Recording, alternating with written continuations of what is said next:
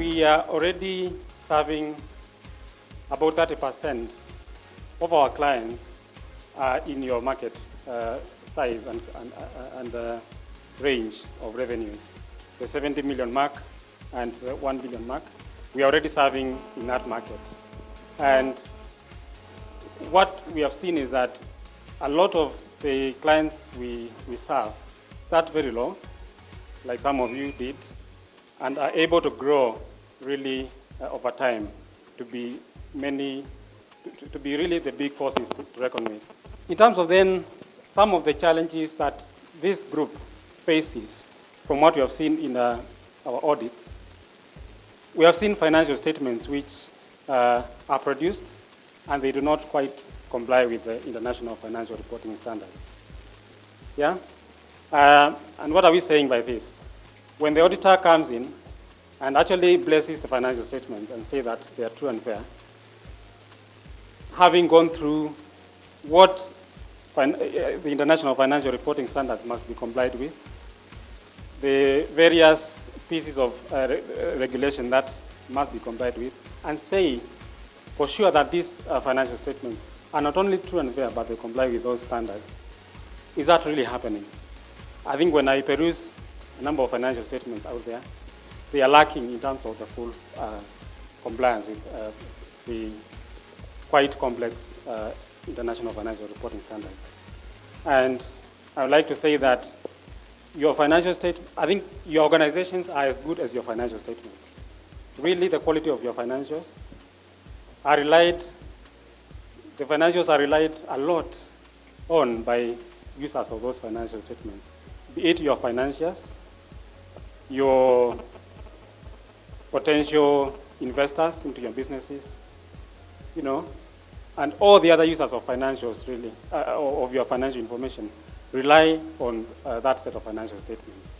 So if you are producing financials which are not compliant, really, they may not have the full reliability that they should have on those financials. We have come across inadequate understanding of the changing financial reporting framework and how to implement the changes. Every year, accountants are faced with a challenge of new standards coming through, amendments to existing standards, interpretations of standards, and really without an auditor who is walking through you through these changes and all that, you may miss out on some of these fast-changing standards.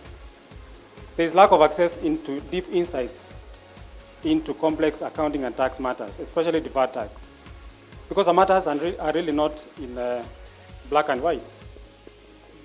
A lot of items, transactions have accounting treatments which are gray and at best on the borderline. And therefore, I think when we say cutting through complexity, is really going through that and giving you a solution that is beneficial to you, and then which makes sure that you're presenting your financial statements in the appropriate manner. Again, application of changes in accounting policies and estimates, some of which require restatements of financial statements. We are seeing cases where really accountants and producers of financial statements are not going through the full length of what must be done then to apply changes in accounting policies appropriately. Some of you, based on what I've seen, are already starting to invest in other entities. Whether you have subsidiaries, you have associates, you have joint ventures. All these have quite complex consolidation requirements and standards that guide how to put all these numbers together to be the group financials as a whole. And most of you, I think, will be growing a lot and trying to get into this kind of arrangements with others. And so how you account for that really becomes very key. And therefore, just someone to walk you through all this is very important as you produce your financial statements. All of you here, being the entrepreneurs and CEOs and finance people of your businesses, you work so hard. Really, you must very work hard to bring revenue on the table. But how much are you preserving in terms of that value by ensuring that what you bring on the table is properly accounted for? It's not, you're not spending too much cost, and therefore then squeezing your profits that you've worked so hard to earn. Yeah? As part of our audit processes, we go through the full process of what are your control systems like, what are your IT systems like, and we give you value-added improvement points, which then you can take forward to continue with efficiencies. A lot of you are investing in, whether it's in shares, listed or unlisted investments, whether it's investment properties, you know, and all these really are frameworks which guide the accounting.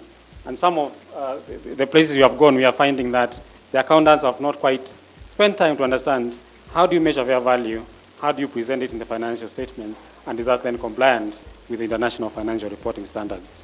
Just to give you some of the success stories, we have started with businesses of your size in the past, yeah, to get to where they are today. We have a client in the healthcare industry who, when we started with them in 2004, had a turnover of about 15 million, which is even below the 70 million mark that you have set yourselves here. And now, as we speak, they are at around 570 million. And they are still growing, and we are still with them. A client in ICT who had a turnover of 160 million in 2007, now they are at a whopping 3.6 billion, yeah? And they're still growing, and we are still growing with them.